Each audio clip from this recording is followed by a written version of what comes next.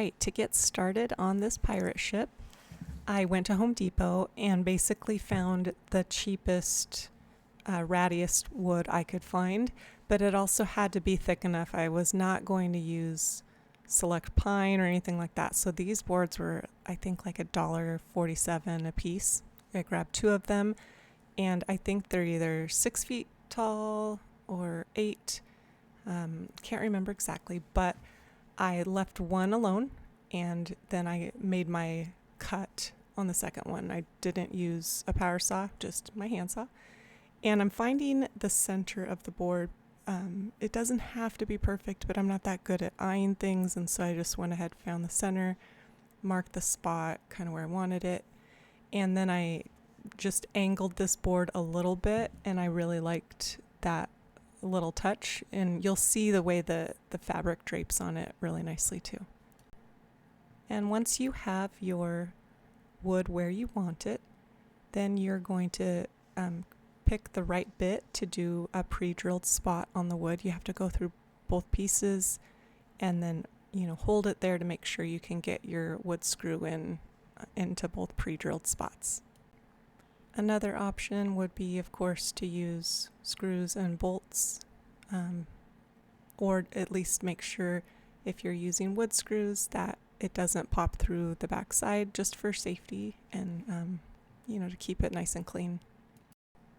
Now, once this was constructed, I didn't stain it or seal it or anything. It wasn't that big of a deal for me. Now I'm on to creating my boat front, and I wasn't sure how I was going to do this. I'm sure you can think of something way cooler, but for me, I just used a box. I liked the height of this, and it was a great shape with the wings, and the size was nice. So went ahead and cut off the excess that I didn't want to use, found the center, and I wanted a curved shape, and so I went ahead and I made the curved mark on one side, folded it, and then copied, just traced it out and cut it. Be careful when you're using a utility knife or blade or anything. Probably shouldn't have been doing it over the carpet, but everything worked out.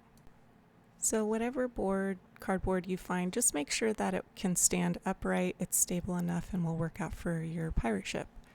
And I got this roll of paper from Hobby Lobby for $8. Felt like that was a good deal, and it worked out for this project. I used my spray adhesive on the board, and this video doesn't show it, but the paper didn't stick that great, so you're going to want to spray the board and the paper as well to really make sure it sticks and doesn't peel away or bubble. And it was a windy day, which was a bit tough, but go ahead and just place it directly on the paper. And as you can see, the paper is not wide enough to go all the way across the board, but that's okay. We're gonna take care of it inside the house right here. And I just cut some pieces, lined it up, and it worked out well. Now you could overlap it a little bit. I just used some tape to secure it and cover that seam. It wasn't a big deal, just for a family home party. But there are some other ways that you can make it look nicer.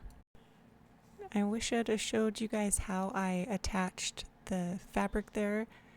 It's just that gauzy stuff. You can get it from the dollar store. It's like a Halloween type gauzy fabric, and it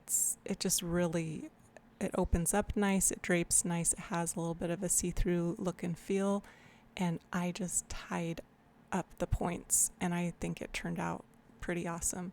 So as you can see, I set up this party room, and when I bought the liquid smoke from Walmart, my husband was like, "Why are you buying liquid smoke?" And I'm like, "Oh, you'll see, we need liquid smoke."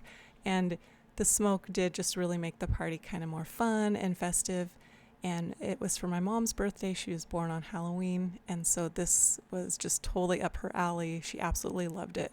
I threw in my vintage stuff and some other fun props, and that was our party. So thanks for checking this out.